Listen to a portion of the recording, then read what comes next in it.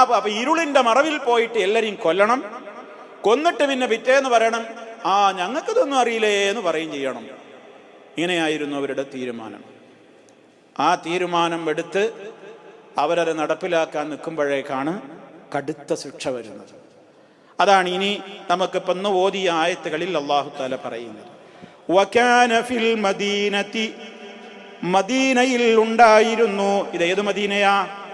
സമൂദുകാർ വസിക്കുന്ന സിറ്റി, സമൂദുകാർ വസിക്കുന്ന അവരുടെ സിറ്റിയിൽ മദീന, ആ നഗരത്തിൽ ഉണ്ടായിരുന്നു.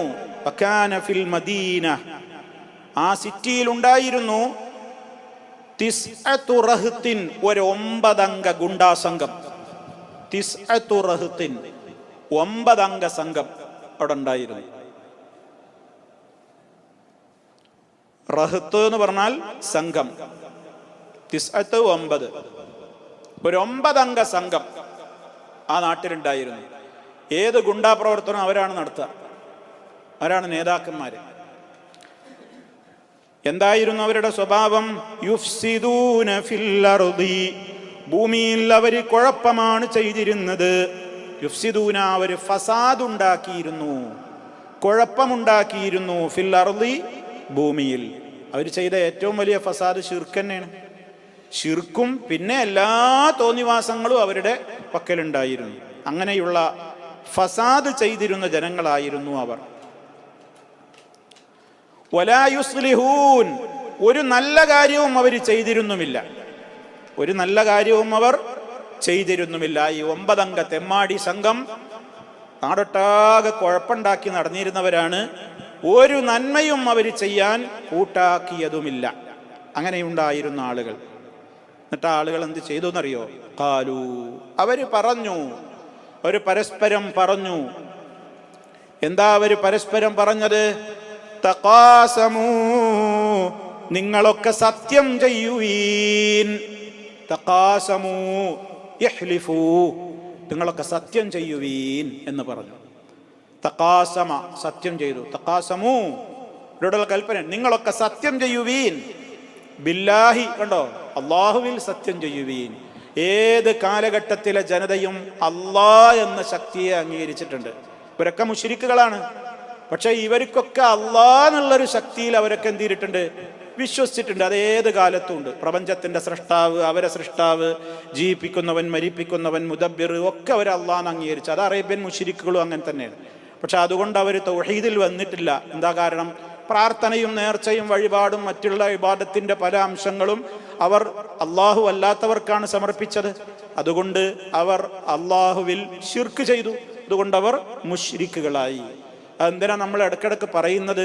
നമ്മുടെ നാട്ടിലുള്ള ആളുകളൊക്കെ പറയുന്നത് ശിർക്കാവണമെങ്കിൽ അള്ളാഹിനെ പോലെ മറ്റൊരല്ലുണ്ട് എന്ന് വിശ്വസിക്കണം, അല്ലെങ്കിൽ സ്വന്തമായി കഴിവുള്ള വേറൊരു ശക്തിയുണ്ട് അള്ളാഹിനെ പോലെ എന്ന് വിശ്വസിക്കണം. ഈ 2 ന്യായങ്ങളുമാണ് നമ്മുടെ നാട്ടിലുള്ള ആളുകൾ പറയാറുള്ളത്.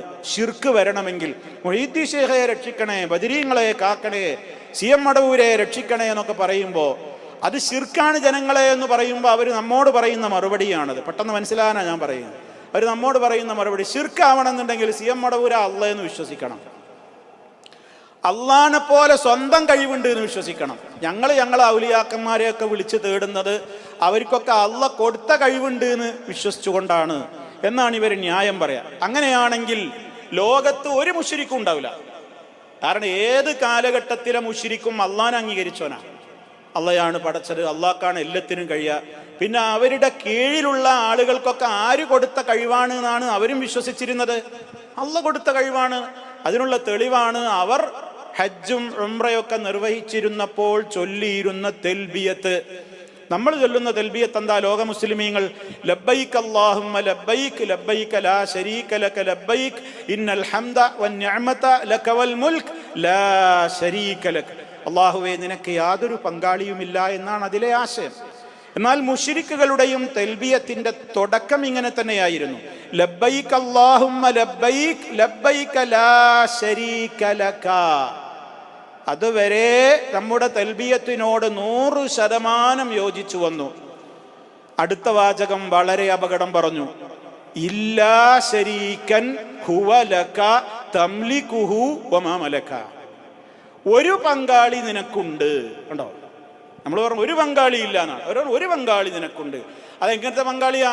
ഹുവ ലക, ആ പങ്കാളി നിന്റേതാണ്, നിന്റെ പങ്കാളിയാണ് എന്ന് പറഞ്ഞാൽ നിന്റെ കീഴിലാണ്. ഒന്നും കൂടെ വ്യക്തമാക്കുകയാണ്, തംലികുഹു, ആ പങ്കാളിയെ ഉടമപ്പെടുത്തിയ ഉടമസ്ഥൻ നീയാണ്. വമാ മലക, ആ പങ്കാളിക്ക് ഒരു കഴിവും ഇല്ല. കഴിവൊക്കെ ആര് കൊടുത്തതാ? നീ കൊടുത്തതാണ്. ഇതന്നെ നമ്മുടെ നാട്ടിലെ ആൾക്കാരും പറയുന്നത്. അത് ചൊല്ലി അറേബ്യൻ മുശ്രിക്കുകൾ, എന്നിട്ട് അള്ളാന്റെ റസൂൽ അവരോട് ബദറും ഉഹദും ഒക്കെ നടത്തി. അപ്പൊ അങ്ങനെയാണെങ്കിൽ ഇവരുടെ വാദപ്രകാരം തനിച്ച മുവഹിദുകളോടല്ലേ അള്ളാന്റെ റസൂല് പോരാടിയത്? അത് നമ്മൾ മനസ്സിലാക്കണത്. സാവകാശം മനസ്സിലാക്കാനാണ് ഞാൻ സാവകാശം പറയുന്നത്. ഇന്നും സമൂഹത്തിൽ ആളുകൾ ചോദിക്കുക, എന്തപ്പോ മൊയ്തീജയെ രക്ഷിക്കണേ എന്ന് പറഞ്ഞാൽ എന്തപ്പോ കുഴപ്പം? മമ്പർത്തപ്പാപ്പ കാക്കണേ, എൻ്റെ കുട്ടിയുടെ രോഗം മാറ്റണേ എന്നാണ് പറഞ്ഞാൽ എന്താ കുഴപ്പം? വിളിച്ചാ വിളിപ്പുറത്ത് അവരൊക്കെ കേൾക്കും, അവരെല്ലാം കേൾക്കും, അവരെല്ലാം കാണും, അവരെല്ലാം അറിയും, ഓടി വരും. ഒരു പിതാവിനെ പോലെ, ഒരു ഉപ്പയെ പോലെ എവിടെ വെച്ചും വിളിച്ചോ, CM മടവൂര് ഓടി വരും, നിങ്ങളുടെ കൈ പിടിച്ച് രക്ഷിക്കുന്നാണ് മുസ്ലിയാക്കന്മാര് പച്ചയായി പ്രസംഗിക്കുന്നത്. പച്ചയായി പ്രസംഗിക്കുന്നു. സോഷ്യൽ മീഡിയയിലൂടെ എന്തെങ്കിലും ഒരു ബന്ധം ഉണ്ടെങ്കിൽ നിങ്ങൾ ആ ക്ലിപ്പുകളൊക്കെ കേട്ടിട്ടുണ്ടാവും. ഇത്ര പച്ചയായി സമൂഹത്തെ ശിർക്കിലേക്ക് നയിക്കുകയാണ് ജനങ്ങൾ. ഞാൻ പറഞ്ഞു വരുന്നത്, അള്ളാഹ് ഉണ്ട് എന്ന് വിശ്വസിച്ചുകൊണ്ടൊന്നും ഒരാൾ മുസ്ലിമോ മുവഹിദോ ഒന്നും ആവില്ല.